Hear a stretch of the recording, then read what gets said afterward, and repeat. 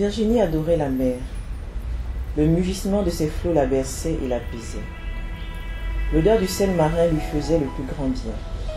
Elle aimait se retirer ainsi de temps en temps, seule, loin de tout, loin de ses soucis, avec pour tout bagage le petit panier de pique-nique préparé à l'avance. Elle avait même éteint son téléphone portable pour ne pas être dérangée. Elle soupira profondément, entendant les rires lointains des familles venues se détendre à la plage, les voix des couples venus s'amouracher au bord de l'eau. Elle était indifférente à tout cela. Virginie se sentait vidée de l'intérieur, comme une coquille dont on aurait retiré le mollusque. Un instant, l'idée lui vint de se jeter à la mer. Il paraît que la mort est comme un sommeil profond. Elle avait besoin de dormir. Son état ne lui permettant pas de prendre de somnifères, Virginie restait plusieurs nuits, les yeux ouverts, le regard perdu dans le vide, à repenser à sa vie misérable. Avait-elle jamais été heureuse, pleinement heureuse? Il semblait que la main du destin s'acharnait à lui maintenir la tête sous l'eau. Où avait-elle fauté? Bonjour, je suis Rosine Kakou, épouse Anou, mais évoluant sous le pseudonyme de Yeni Gigi depuis 2008 avec la création de mon blog, le blog de Yeni Gigi. Je suis donc blogueuse, mais également passionnée de littérature et j'ai eu la chance de publier mon premier ouvrage individuel en 2012. Il s'agit d'une passion interrompue. J'ai aussi comme autre activité celle de rédaction de scénarios. Je peux dire que je suis venue à l'écriture par imitation et aussi par curiosité. J'ai eu la chance d'avoir des parents qui m'offraient des livres et une sœur de qui j'étais très proche qui était passionnée de littérature, donc qui m'invitait à dépenser un peu l'argent de poche en librairie. Et à force de lire, je me suis dit, mais comment est-ce que ces auteurs arrivent à écrire ces textes qui me passionnent tant? Alors j'ai commencé aussi à me mettre à l'écriture.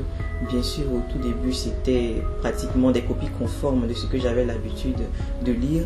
Et puis petit à petit, mon propre style a commencé à s'affirmer. Et c'est ainsi que j'ai écrit une petite histoire qui était un peu plus proche de nos réalités africaines. C'était ainsi que naissait une passion interrompue. Une passion interrompue qui, au fil du temps, a été peaufinée pour finalement sortir en 2012. Parler du genre d'œuvre que je publie est un peu compliqué parce que j'ai aujourd'hui 5 livres à mon actif, 4 qui sont des ouvrages collectifs et 1 qui est individuel. Au niveau des ouvrages collectifs, il s'agit de compilations de nouvelles ou de textes lauréats des concours auxquels j'ai participé. Donc il y avait la nécessité de se conformer à un thème imposé, ce qui fait qu'aujourd'hui il est un peu délicat de dire que je parle exclusivement d'amour ou de politique ou de tout autre thème. Ce que je peux dire par contre, c'est que je fais de la nouvelle, je fais aussi du roman. Je me suis essayé un temps soit peu au théâtre et à la poésie, mais je pense que je suis beaucoup plus à l'aise en nouvelle et en roman. Donc, le livre qui m'a le plus marqué, je dirais que jusqu'à présent, c'est L'autre moitié du soleil d'une écrivaine nigériane, Chimamanda Ngozi Adichie.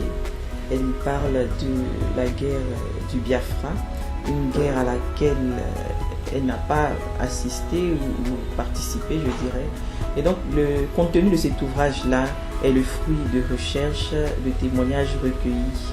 Et cela est un des aspects qui fait que j'apprécie cet ouvrage. Ça montre la puissance de l'auteur et la puissance de sa plume, à telle enseigne que Chinua Achebe, un véritable monument de la littérature africaine, a eu à la féliciter pour le travail qu'elle a abattu.